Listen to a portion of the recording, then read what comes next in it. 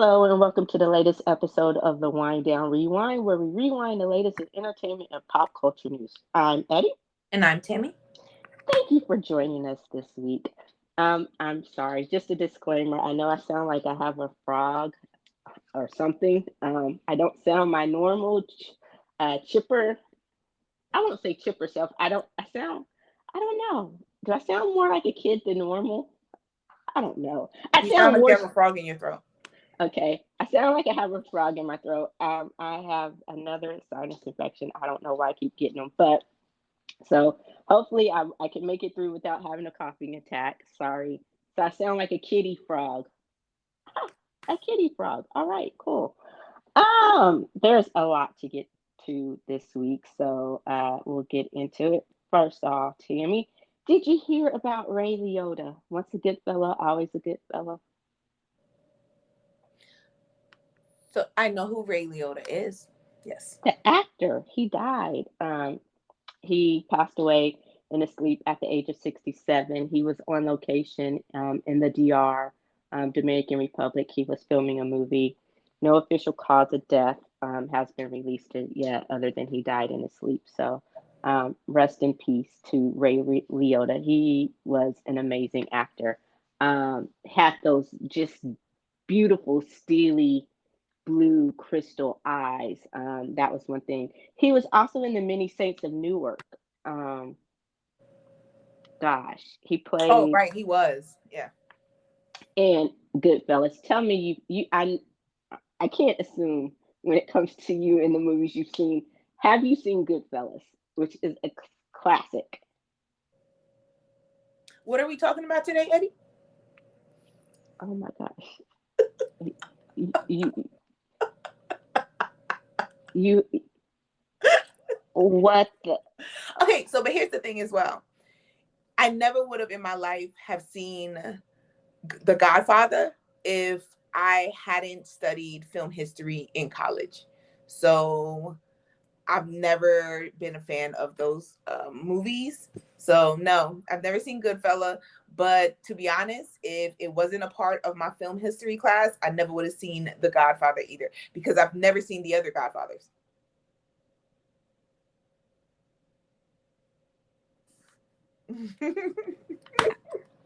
I am speechless.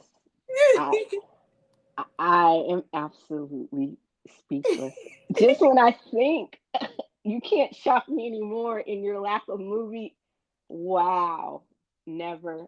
I'm gonna have to find a way to get that on the list. Okay. Um. Also, I want to just sometimes life. Sometimes life is bigger than pop culture and movies and the things that we love to talk about here. And this week is one of those weeks. The last couple of weeks is one of those weeks where life is just kind of taken over. So I want to send just a rest in peace to the people in Buffalo, the victims of the Buffalo Supermarket Massacre, the victims of the church shooting in Southern California, and of course, those victims of Robb Elementary in Uvalde, Texas. And I was thinking as we were coming up into this, when we first started making the list for the news, because after we do an episode of Rewind, I just start putting together. I think we both just kind of keep an eye of what is going on in the news. So I thought, okay, one of the first things that happened after our last episode of the Rewind was what happened in Buffalo. And then the Taiwanese church in SoCal, and then Robb Elementary.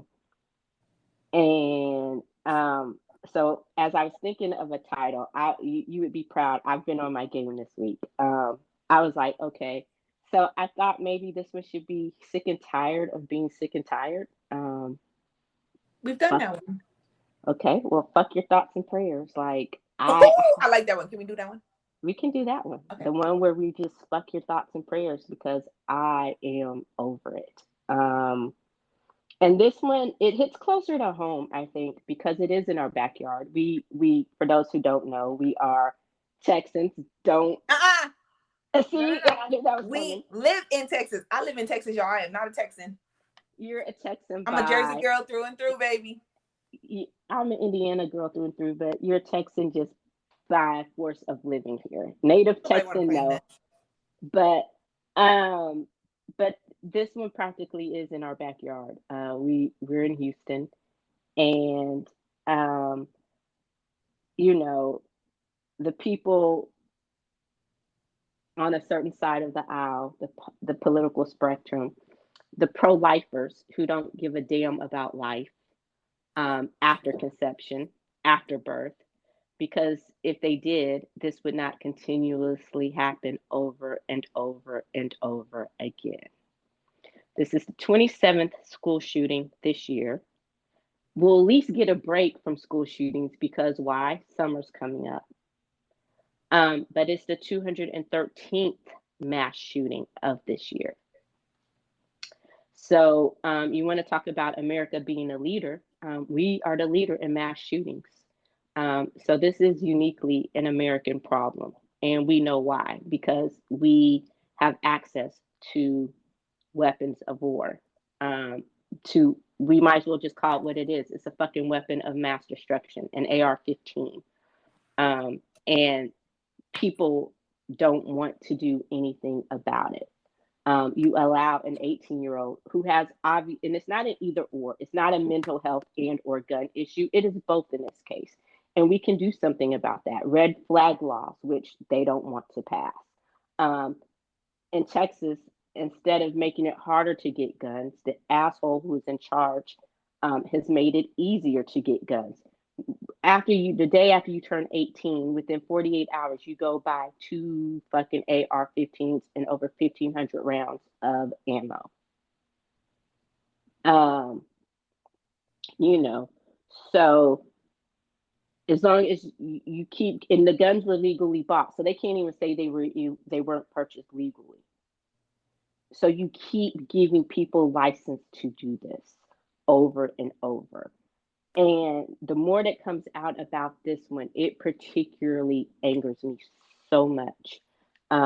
Because the narrative of the good guys with the guns, well, what happens when the good guys with the guns stand there for almost 90 damn minutes and do nothing? Especially those who are trained specifically to try to combat this. But their reasoning is, oh, we were afraid we were going to get shot. Um, you know, So what the hell do you do when you had kids from inside the school, teachers inside the school, from inside that very classroom calling 911 repeatedly. And then you have 19 to 20 officers standing outside the door doing nothing. And finally a special unit of border patrol comes in and someone with a key opens the door and then they just end it right there.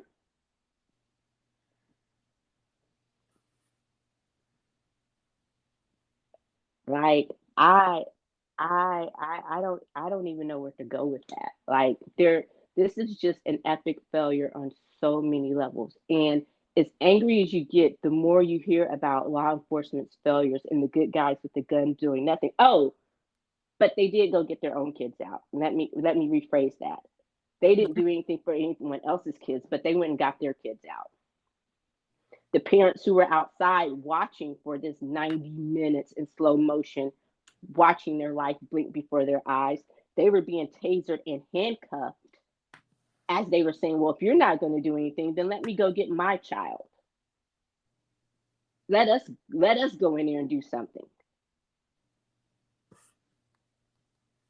So again, you have all of this anger and outrage, and I don't want to say it's misplaced, but ultimately, is this time going to be different? Hey, what's going on, everybody? You're right.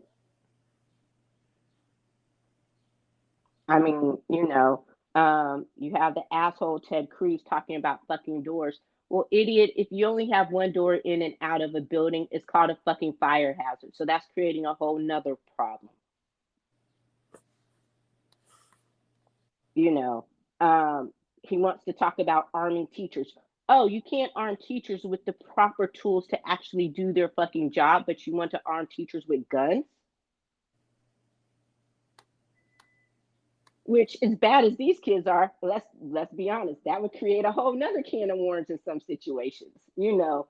So it's just like you're not coming up with any realistic solutions or prop to this problem when you know what they are.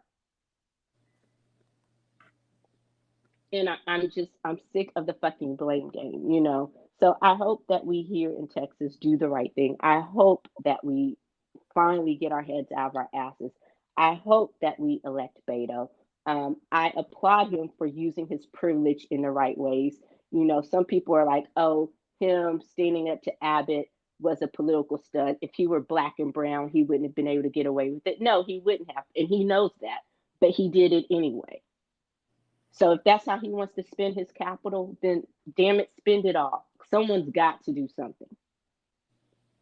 So that is where we are. And I'm sure over the weeks to come, there will be more about the epic failure of law enforcement and the political leaders um, after the tragedy at Uvalde, which seems like in a lot of ways, if not only for the guns, it could have been prevented, but um, it seems like that they could have done a lot more to stop it a lot sooner. Um, so yeah. You have anything to add to that? No, I think you did it perfectly. Um, so on a different note, to get back to what we actually talk about on the rewind, um, a follow up to a couple of things we were talking about. Kevin Spacey making his big comeback. He's in the midst of his quote unquote comeback. He has a film at the Cannes Film Festival. Um, he he is being charged, and it just this week he's being charged with 4 counts of sexual assault in the UK. So I guess his comeback is going to stall out. We'll see what happens with that. Do you, kind of going along with what you're talking about? Do you think it's going to stall out? Did it already start? Did it start? Did his comeback actually work? Well, yeah, you know, he has films in the works, projects in the work. He had a big film at premiering at the Cannes Film Festival. So, I guess we'll see. Um, his name was starting to be mentioned more and more in the work. So, we'll see what happens with that. If this is the end of Kevin Spacey once and for all, or if he's going to be one of those with 9 lives that we keep giving chance after chance to prove what a shit human being he is. Um, you know. Also, this one is interesting. The case that we were talking about last week with Gunna, or the last episode with Gunna and Young Thug, and being able to use rapping lyrics in indictments and court cases and things of that. We kind of came down on different sides of that. You were in favor of it. I was not. I was a little bit more skeptical. And we talked a little bit about the New York law. Well, the New York Senate has passed a law that will not allow you to use rap lyrics. I don't know that it's passed specifically the House yet, or if it, but what happens is that it would restrict when prosecutors can cite rap lyrics as evidence during criminal cases. And so, and that's just for New York. It's not a federal law or anything like that. But I think that's good because, again, I said that um, it's not always a case of art imitating life or life imitating art. As a writer, I write about things that I wouldn't necessarily do, whether it's something, sometimes it's dark, sometimes it's light, sometimes it's in the middle. If I'm writing a murder scene, doesn't necessarily mean that I'm out committing murder or that I've talked about ways that I'm going to commit murder or I have committed murder. And I can't say that I just don't believe that every rapper who talks about that no matter how hard their life has been in the past, has actually committed murder or committed a crime. So I think if you can find a direct link between the lyrics and a crime that they've committed, then yes. But just because it's something that they've talked about, using that against them, no. So I take it, has your stance changed anything, or do But you think that that was kind of my stance. Like I said, that is, they can use that to open up an investigation. And if if evidence comes up that proves that art imitate life, then yeah, I would say go forward. But it wasn't on a, they can just use it to bring a case against them. They can use their lyrics in order to open up an investigation to see if art imitates life. That was my view. Yeah, but and in this case, it's like they're using it as evidence. And I don't, like I said, I don't think you should be able to use it as evidence. I think if you find a direct cause, like if someone rapped about a gun being somewhere and you found the gun in that place, then yes. But to say, oh, he's rapped about doing these things, um, then and we could, and he's rapped about doing these things, so we're going to use this to get an indictment to prove that he's possibly done these things. No, I don't think that you should be able to do that. So, um, do you think that this, if it passes in New York, do you think that's going to be a gateway to other states, or No, maybe, or to it becoming a federal thing? no, because people don't follow New York. But do you think it's also that it could be opening Pandora's box to infringe on the First Amendment a little bit? If they're using it in order to arrest somebody rather than opening up an investigation, then yes. But like I said, if they are listening to the lyrics and they are talking about murdering somebody or something to that effect, selling drugs or whatever it is, and so then the prosecution opens up an investigation into that person and ultimately is able to prove that they actually committed the crimes that they rap about, then I'm like, then you actually prove that there's criminal activity there. But if they're just using the lyrics to arrest them and using the lyrics to say they should be put in prison for what they're saying, I'm not in agreement with that. I'm in agreement with, if you're rapping about, crimes and they want to investigate that, and then they end up proving that you committed those crimes, then yes. Okay. I and see, and now it's times like this that makes me wish I would have gone to law school, or it's like, hey, Plan B can still be go to law school. Um, I also think it might be an argument against the Fifth Amendment. Like you're automatically violating the Fifth Amendment because it's like you're using what they say against them. And so I don't know. I wonder what amendment that would fall first and fifth, maybe a combination of both. That's something I would actually have to go to law school to investigate. But interesting, interesting. So this one is something that we we ran out of time for on the last episode, but Jesse Williams left Grey's Anatomy to go to Broadway, and then COVID happened, so his Broadway debut was delayed a little bit. And I remember the play is something called Take Me Out, and I'm a huge sports fan, so I wanted to watch it. I wanted to see it, and it was about a gay baseball player. Um, and so I was like, oh, okay, that's interesting. We think gay athletes in the sports are anomalies. They're not. It's just a matter of being out in sports is an anomaly. But so the show has made its debut. And did you hear about what happened to Jesse Williams? I didn't know that there was even this type of scene in the show, but did you hear about what happened? Yes. Yeah. So there was a nude scene, and the theater did. They took what they thought was every precaution to keep it from being leaked. Of course, he knew, when he signed up for the play, what it would entail. There's a shower scene. from my understanding, it's not gratuitous. It goes along with what um, it goes along with the play. So I wake up one morning on Twitter and I see Jesse Williams trending, and I'm like, why is Jesse Williams trending? He really hasn't trended heavily since his divorce or anything like that. So I'm like, okay, what happened? And I clicked on a couple, and I wake up and I see Jesse Williams's package, and I'm like, oh, that's why he's trending. So, the perv in me, let me just say non-gratuitously, he has nothing to be ashamed of. But did you see it when it was trending? I refuse to.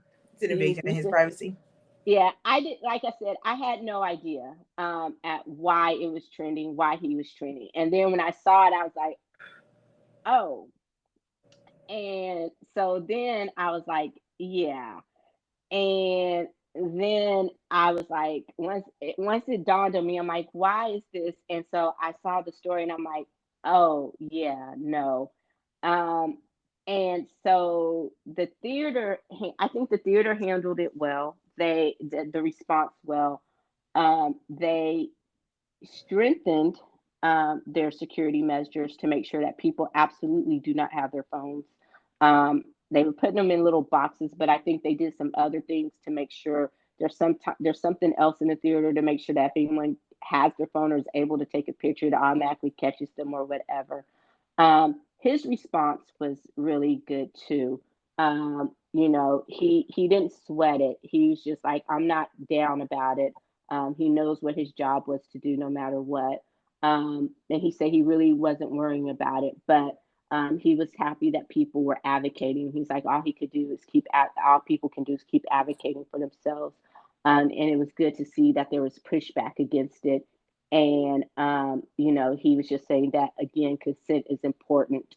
And he wanted people to keep that in mind. So I do hope, although they probably won't, but I do hope that they find the person who who published the picture, because it was done without consent. It is an invasion of privacy. Um, no matter what you think of the picture, it's not like he posed in Playgirl or he posed for it or he posted nude pics of himself out there. And the theater did what they thought they were doing to protect him and his privacy and the integrity of the show itself. So, yeah. But what did you think about his response? I focused on the fact of like it was an invasion of his privacy. Doesn't matter if you know he's good down there or anything like that, because then it's the other way. What if he wasn't? Then that would have opened the doors to him being ridiculed on something that ultimately he did not agree with. It was part of his job, and um, they ultimately violated his rights in posting that. So it's a good response that he had on, he's just going to kind of shrug and keep it moving, because that's all he can do. Like, there's nothing else you can do except for like just keep it moving. It's good that he's going to continue to do the play. But then I also think that what if that was a woman? Like we gotta look at both sides. It's been a thing where people feel that celebrities are not humans, or they don't need to be treated as humans because they're extremely rich or this is their job. Yes, it is their job, but it's not they did not sign up to be violated. They did not sign up for their privacy, for them not to have the same levels of privacy that we have in our everyday lives. And so people need to really think about that. Like, it's their job, but they also should be treated as human beings. I agree. And and a lot of times we look at celebrities and we don't treat them as human beings who make mistakes, or just like I wouldn't want that to happen if I went to my job. They're going to their job, and that shouldn't happen either. It brought up the conversation of a couple of years ago when somebody hacked into the iClouds of a couple of them and released their nude photos, you know, and that was a huge violation as well of their privacy. So it's just sad. It's just sad that people started to post it repeatedly and share it. And I'm just like, you wouldn't want that to happen if it was you. Why is it that because he's a celebrity that you think it's okay to do that? Like, you would be outraged if it was you whose naked photos was put all over the internet. So just think of it that way. Like, they're human beings. That's, you know. Yeah. And I have to say kudos to Twitter, because we get up at ungodly hour in the morning to most people.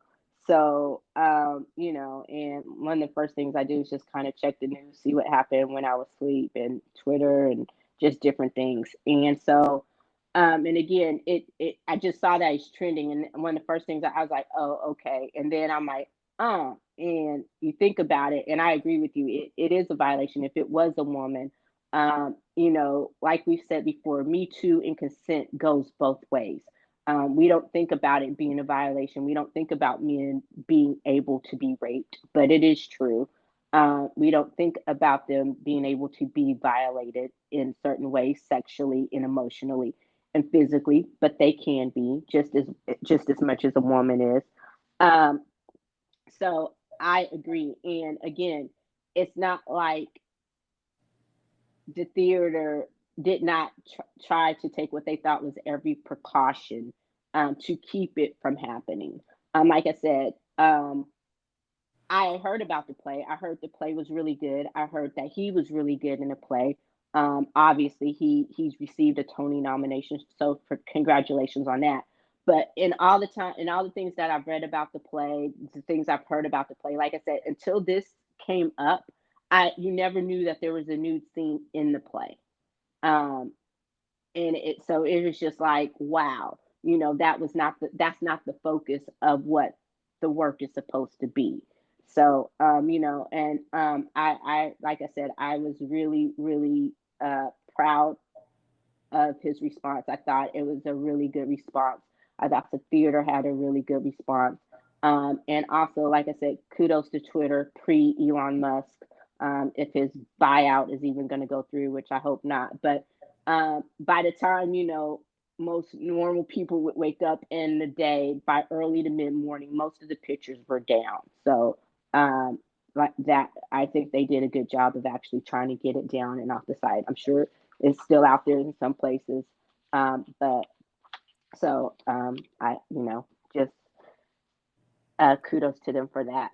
Speaking of baseball, I did you hear about Josh Donaldson, who plays for my New York Yankees? I'm not from the East Coast like you. I'm not a Jersey girl, but I am a diehard Yankees fan, tried and true. I ride with my boogie. I ride for the boogie down Bronx when it comes to the Yankees. Um, always, always, always love the Yankees. Not the Mets? Oh.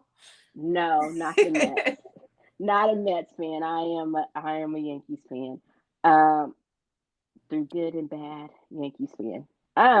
But this was a scar. This is kind of like a slap in the face. So Josh Donaldson is an outfielder, plays for the Yankees. He made a comment when they were playing the White Sox against Tim Anderson, who is I'm black. Donaldson is white, and they've had a history before apparently, but and it's sports. People talk trash, and so I guess in the midst of trash talking, Donaldson called Anderson Jackie, as in referring to Jackie Robinson.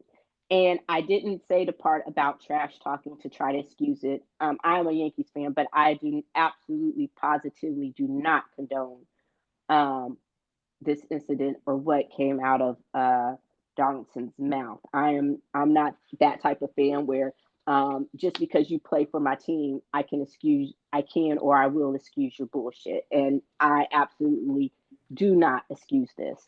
But Donaldson has said that when he was caught out on it, he actually got suspended from Major League Baseball for one game.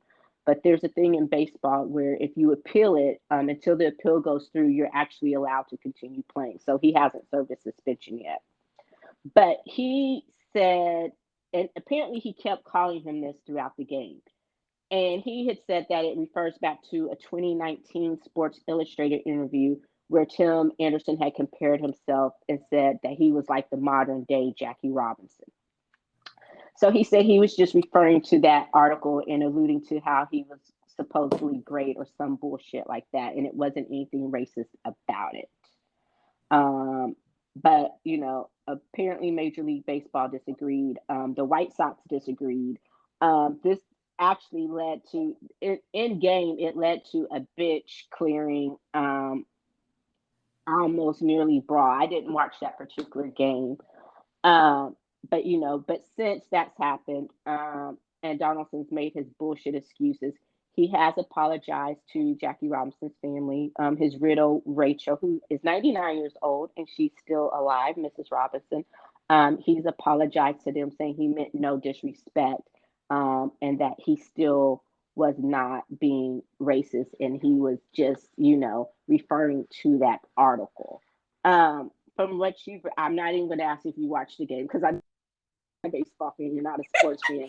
I am baseball. I just don't watch the games, but I love the Yankees. All right, cool. So I knew you was good people. I knew we got for some reason. I better be for how long we've been doing this. Yeah, but from what you've read about the incident, or maybe seen on like Sports Center, yeah, I'm just gonna put it out there. You don't watch Sports Center, but we're gonna assume that you've done the sports talk shows or whatever. What do you think? I don't think he was intentionally being racist. I think that the dynamics is what ultimately leads to it being a racist incident. And by that I mean, he did the interview in 2019 saying, I'm going to be the modern day Jackie Robinson. I'm going to bring fun back into baseball. Great. They, from what Josh Donaldson said, they joke about it in previous times. Now, here's the thing. When you joked about it, did he kind of like laugh it off because he didn't want to make a big deal about it? Or was he really joking with you about it? Tim Anderson. But then this time he was being contentious. Is that the word? Mm-hmm. Because your vocabulary is bigger than mine. He was being contentious, and he was trying to get under his skin. So it's the tone that you use. And I think how Tim Anderson responded to the questions of what happened lets you know it was the tone that he used. It was more of a malicious tone. And ultimately, the dynamics of you being a white man saying this to a Black baseball player is what ultimately leads to the racist undertones of the situation. And yes, we can call that, we can call it that. Yes, we can, right? And I think ultimately that's what leads to the situation that he is in. Now, do I think that in his head when he called him Jackie, that he had racist thoughts? Or I don't think so. Like I would take Josh Donaldson's statement on he didn't mean it to be racist, but just because you didn't mean it to be racist doesn't mean it wouldn't be racist for a white dude to say that to a Black player when you knew the tensions were high. That's what changes the tone of the situation. And that is what needs to come to an understanding. I think that is the reason why when the coach for the White Sox said something racist to him, and he was very strong in his statement that he made to the reporters, that is the reason why. It's how you said it. It wasn't a joke. You weren't joking when you said that to him. You thought you was being funny, and you got called out on it. And so you got to deal with those consequences. I appreciate him apologizing to the Robinson family, but you also got to know there's just certain jokes that y'all can't make. it's just certain jokes that you can't make. Like, just take that. Like, it's just certain things that you should not say. Think twice, because we are going to take it a certain way. And the history of America shows that. Take that into consideration before you open your mouth and you say things. Joke or not, like, yeah, that's just the case. Yeah, like I say, everything's not for everyone. And there's a dispute about whether or not they've joked about it in the past. Like I said, I don't know the exact history for between Donaldson and Anderson. Donaldson is a relatively new player to the Yankees this year. So, you know, and like I said, Anderson is saying that they have not joked about before the past. And besides that, like you said, he was being contentious because even if it was a joke, he had told you during the game to stop. So at that point, like, haha, yeah, that shit's not funny. Okay. So what and I'm with you. What I may think is you may not think it's funny. And if you tell me to stop, no matter what I think, I can't disregard what you've asked me to do. Stop with the joke. That's not funny. So my intent does not negate your feelings about it. Um, you know, and like I said, I don't know enough about Donaldson's character to say he is racist. I can just say that I'm not for the bullshit. I'm not just going to automatically disregard. I'm not saying he needs to be canceled. I'm not saying this is cancel culture. I'm not calling him by far a racist. You can say something that is racist, and that doesn't necessarily mean that's the heart of your character. Just like that's homophobic, which doesn't necessarily make us homophobic um, at the heart of our character. So we all, like you say, we all human beings. We all make mistakes. Um, we all have moments of growth and learning. You know, so and that's the thing. So can you chalk it up to a misunderstanding? Yeah, but to me, what gets me is you being tone deaf and not wanting to acknowledge that at the heart of it. And I think we've talked about before. Just because you acknowledge that you've said something that was racist or wrong doesn't make you that person. Does that make sense? Mm-hmm.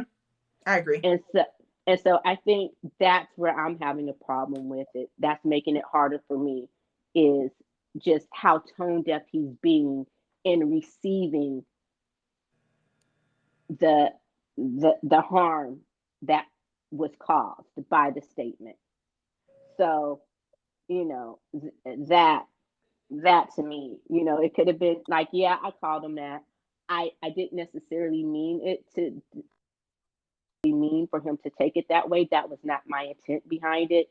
But everything else just makes it seem like so much more. So sometimes the more we get defensive about something, the worse it actually makes it, rather than just coming out and acknowledging, you know what, I fucked up. I was wrong. That was not my intent. I didn't mean to hurt you like that. I didn't mean for you to take it like that. I was sincerely joking, but I understand why you see it that way, and I will do better in the future. You know, so there's a great article in a defector about it. And like I said, I don't necessarily know all of Josh Donaldson's history. Apparently, there is some history out there. I know he and Tim Anderson have some history. I don't know whether or not they were teammates or they've had run-ins as they've played each other before. So we'll just see what happens. I know as of now, Donaldson's on the IL, the injured list, 10 days for the Yankees. He still hasn't served his suspension, so I don't know if he comes back. I don't know where that appeal is landing with MLB, but we'll see. I just know that Jackie Robinson is really, really obviously revered in the MLB. And like you said, there's some things you just don't say. There's some jokes you just don't tell. And Jackie Robinson is one of those names like you should keep out your mouth unless it's with the highest regards of reverence or respect, you know? So that's where I land on that one. But and you know what? When I read it, you know, it kept going through my mind, and maybe it's because I watched 42 recently.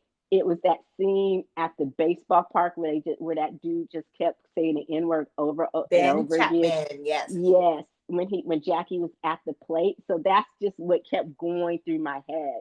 And I was like, okay, maybe it's because I watched 42 recently, but it was just like, you know, so like you said, there's just some things you just don't talk about. So speaking of celebrities, we're on this whole celebrities being people thing. And we were talking about them earlier. BTS is going to the White House. They've been invited by President Biden to speak as ambassadors for the Asian AA. It's a mouthful. The AAPI National Heritage Month, which is Asian American Pacific Islander National Heritage Month, and the rise of anti-Asian crimes or hate crimes against Asians, and other things, other issues affecting that community at the White House. I think it is, from the way it seems like they really weren't expecting the invitation because they're in the middle of a comeback, and that was part of the reason why they didn't come to the Billboard Awards.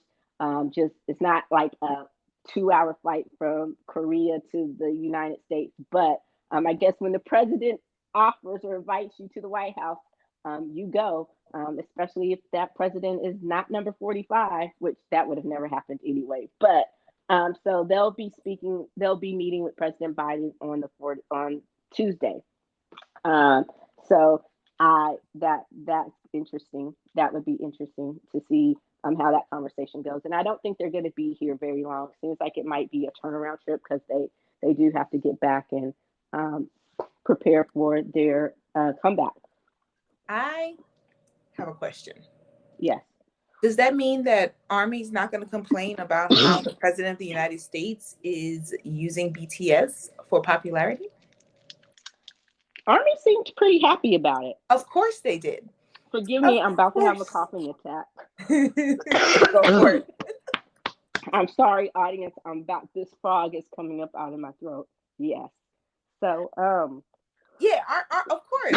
Army thinks that that is great, but when they're invited to other things, all of a sudden they want to drag those people for using BTS popularity in order to get clicks. I feel that is part of what the president of the United States is doing. Because we do have a lot of Korean Americans, Asian Americans, Pacific Islanders that you also could call to the White House to have that conversation. You're inviting Koreans to have that conversation in America. So, not to say I'm against it. I'm just saying he's also using their popularity. So,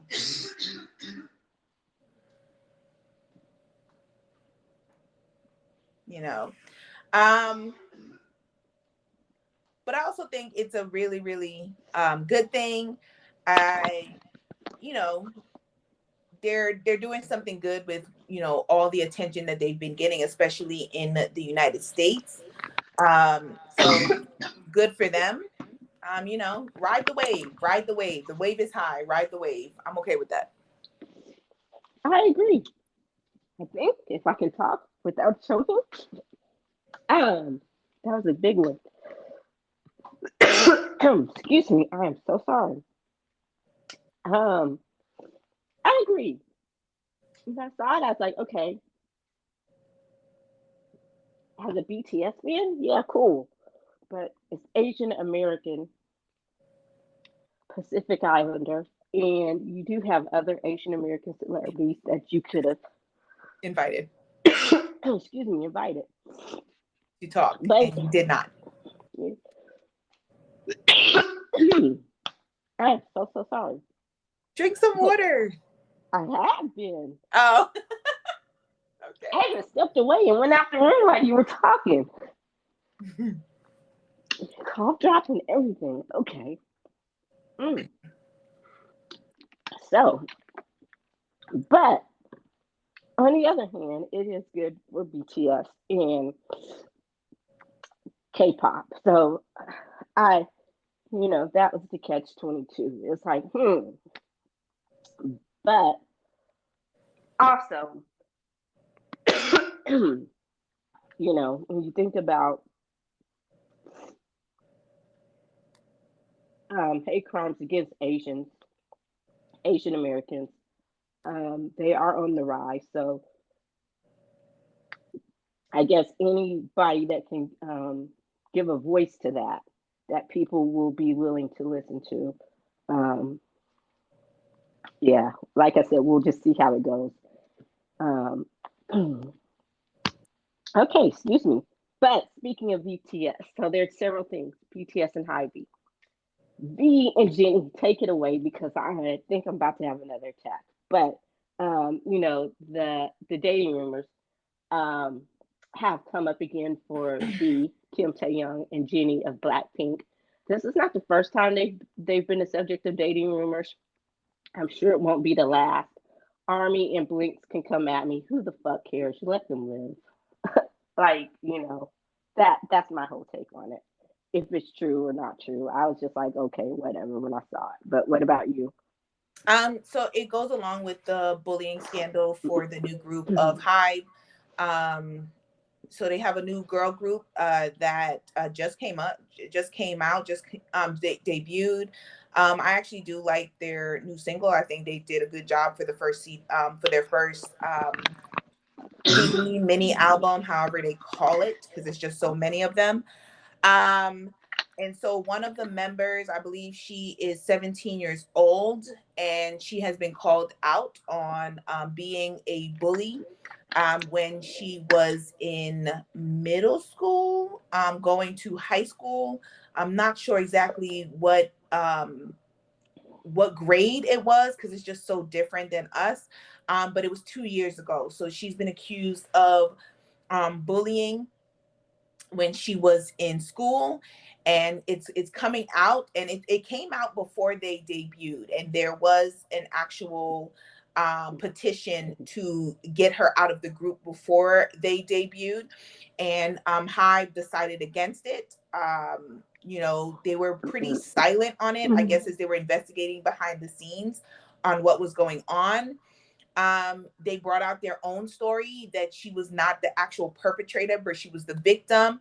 But there is still some holes in the story either way. There are some holes that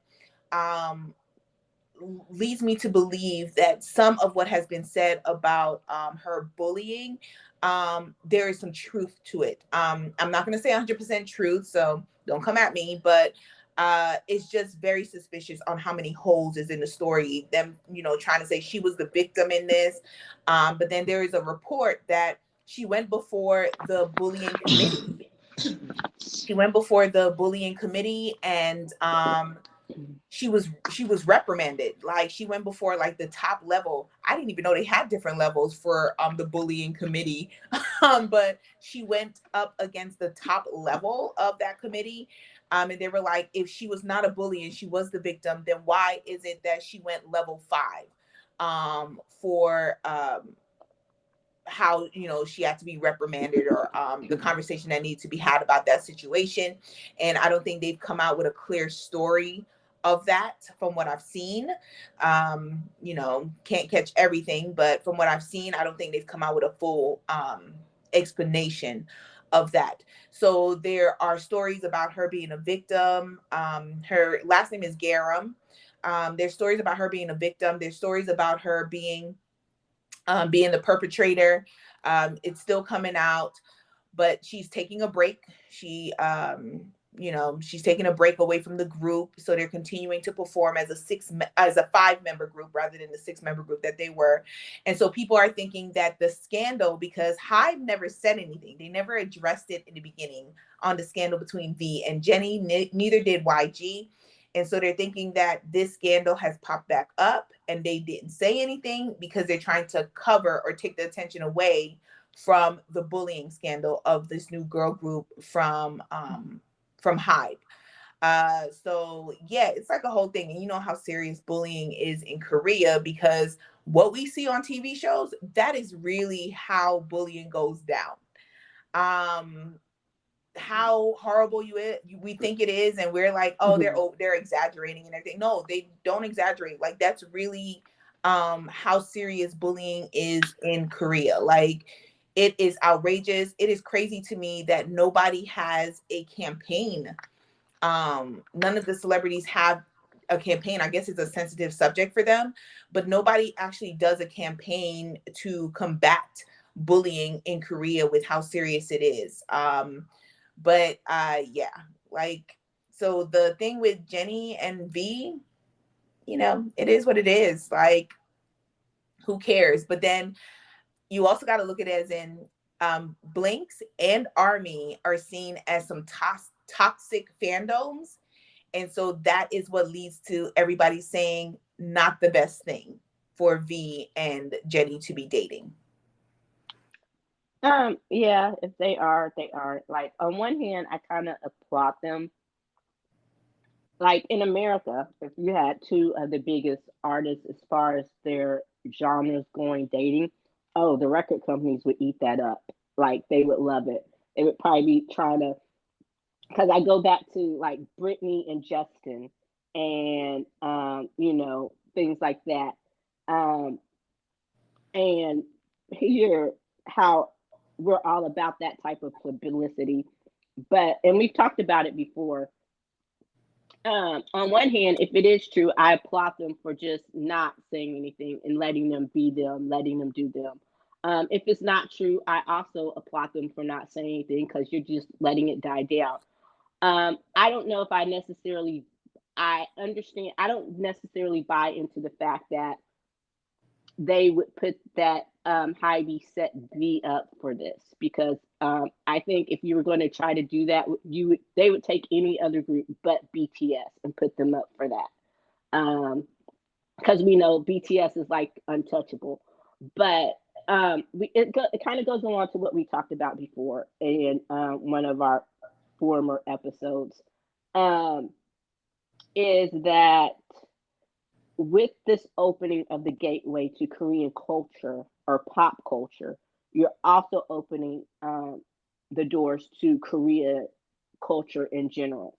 And a lot of the stuff that, a lot of skeletons in the closet are starting to come out. The political corruption, the bullying, and things of that nature, and things that people had just accepted because it was more or less a closed community, and just accepted as part of their society. Well, now that the whole world is looking at you, um, you're opening yourself to getting called out on that. And there are some changes that if you're going to continue to open yourself up to the rest of the world, especially the Western world, that you're going to have to deal with and you're going to have to address. So I think that the fact that this stuff is starting to be addressed, even as slowly as it is, I think that that says something. Because, before we've talked about these scandals that would come up, they would just be like, okay, hell, it's been almost a year. We still haven't heard from Lucas. Did someone take him out? Like, what's the deal on that? So we'll see. But I was reading like some of the victim if she is to be believed as the victim. I was reading some of what she said happened to her and the trauma she had to deal with, and that's some next level shit. Like you could almost put them on a list of being like, it's terrorizing. Like you could call them little mini, like some of their bullies could be terrorists. And that's just from watching some of the shit we've watched. But knowing that a lot of this is based on stuff that happens in real life, that's like, it's just next level. So yeah, it is something that would need to be addressed. And I don't necessarily know 100% how their celeb culture works, but I am surprised that people haven't spoken out more about it. But maybe that's coming, No, it's not. Because they take cancel culture to a whole nother level. Like, yeah, they do take cancel culture to a whole nother level. But also I think Korean culture has doubled down. I think that the more that K-pop becomes popular, K-pop is only a small section of Korean culture. And so as that becomes more popular and it opens up the doors to Korean culture, at least what I've noticed is they're doubling down on it. The person that they just elected to be their president shows me that they are doubling down on their very, very conservative viewpoints. Because he is not a reflection of the acceptance within Western culture, and the influence that Western culture can say. That what he represents, I think, is yeah, you can come over here, but we not accepting your ways, kind of thing, based on who they have elected to be the next president of their country. And what I will say is the V and Jenny thing, the seriousness of it is Army and internet fans trying to figure out a way to get V and Jenny out of this. And so in doing that, they are harassing V's lookalike. Like, he has a lookalike. So they're trying to say, oh, that was him with Jenny. And he's just like, I have a girlfriend. Can y'all please just chill? Like, it was not me. I was not there. So trying to figure out just a way to not make it true, because, based on how they sell idols, a lot of their fans, I guess, would be heartbroken because they truly believe that their idols and their bias never date. They truly believe that these grown ass men and women have been single their whole entire career. Hilarious. And Kim part of it, Tae-young, let me break it down for y'all. Kim Tae-young is not a virgin. He's not a saint. Okay. None of them are. He's dated. He's dating. I don't know that it's Jenny, but yeah, get over it.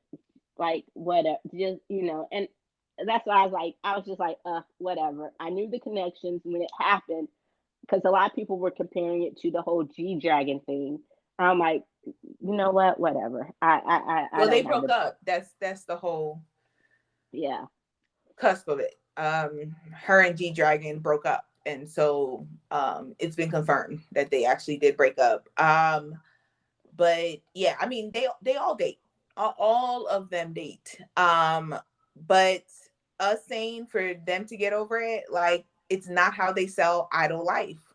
They sell them this fantasy of, my fans, when they be like, well, who are you dating? My fans are my girlfriend.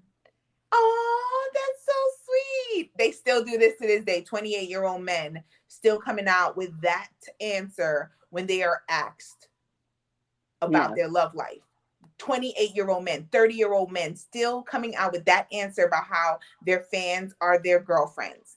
Yes, you sell a certain idea. BTS does it as well. You sell this fantasy, and then now it's out of control, because you can literally destroy a woman's life if it ever comes out on who they're actually dating. Like, you can destroy her life if it was ever to come out public. So I actually believe that the PR firm and everything is staying silent, because they're trying to lessen the blow of the bullying scandal, because they know that most of Army would not believe in the V and Jenny thing, or they'll fight it themselves. Army is fighting the rumors themselves. So they're like, okay, they're going to deal with it. It's not that big a deal. So we're going to let this play out. We're not going to say anything, because hopefully that'll take over, because V is so huge, BTS is so huge, it'll take the attention away from the bullying scandal from this new girl group, because Big Hit has always had an issue with the girl groups that they have. And so here it comes again, another girl group. You could have changed it before they debuted. You decided not to, and now you have to deal with this, which kind of tells me, stick to the boys. Y'all don't do a good job with the girls. Stick to the boys. You do a great job with the boys. Yeah, well, maybe they need more women working there. I don't know how many. Yeah, that too. Yeah, I agree with you on that. But before we wrap up, we're gonna get into it in more detail on a soon to come Extra Butter, where we talk about K-pop. So I'm sure we'll talk more about this, especially as more comes out. But on our K-pop comeback special of the summer. GOT7, just briefly, what did you think? I think they did an amazing job. I'm more focused on like how they were able to come back they broke it's history. It's history on what they do. I am going to put it out there. I think that JB is the best leader in K-pop. I'm putting it out there. Yes, I think he's better than even RM, and I love RM. But just how he was making moves behind the scenes before they even decided to leave JYP. He started researching, he started studying before the official decision came out that they were going to leave JYP. They made the decision on going to different companies. They talked that out beforehand. Just how they planned out their comeback, deciding to do it. They wanted to do it for the anniversary of their fans, but wasn't able to do it. Jackson taking off 3 months because they're all dedicated. Like, they're actually bonded. Like, these are actual friends, consider themselves family, which is very hard, seeing as how you're just put a group together with strangers. But yeah, they've been, and we say that, and it doesn't always click, but when you've been together as long as they have, most of the time, those friendships are still fake. 7-8 years later, most of those friendships are still fake. They're still playing a role. It's still a role. You'll have like 1 or 2 friends, but for a whole entire group to get along and be as close as they are, not only with each other, but with each other's families, is very, very rare in K-pop. That's why I celebrate what they were able to do, because it is such a rare thing in K-pop, to build that connection. The conversations that they had on what everybody was going to do, even when they were deciding their company, they talked it out amongst each other on which company they were going to sign with and everything like that. I just want to celebrate, like, that they were able to make that comeback. They were able to get trademarks to everything. They own their name. They own their subunits. All 7 members. It's not 1 or 2. All 7 members own the name GOT7. They own their fan base. They own their subunits that they created. Even the one that was created before GOT7 with Jin Young and JB. JB got back his name, his stage name. I don't know if he's going to go back to just the J and the B, but he got back ownership of his stage name. Like, all of that is just amazing. It's amazing how they were just able to work this out. It's extremely rare. I think 2 other groups were able to do it, and those 2 other groups no longer perform. They're no longer on the stage. So to think that they did this and then made a comeback, that's celebrated. I celebrate them. That's absolutely phenomenal. I agree. And JB also, while all this was going on, he started his own label. So I know they're on GOT7 as a group is on Warner Korea. They changed their social media handle. It's like GOT7 is our name, which I think is the perfect slap in the face. And I agree with you. I like I was saying, I get that you're not always going to get along with everyone, but you see it with them. And as far as what they have been through, and what I was saying is, since they came together so young, they've been through a lot, especially what they went through with JYP. Where they went with JYP? Was it JYP? JYPE Entertainment. Yeah, whatever. JYPE. And what an asshole he was to them. I understand that, because a lot of groups, like you said,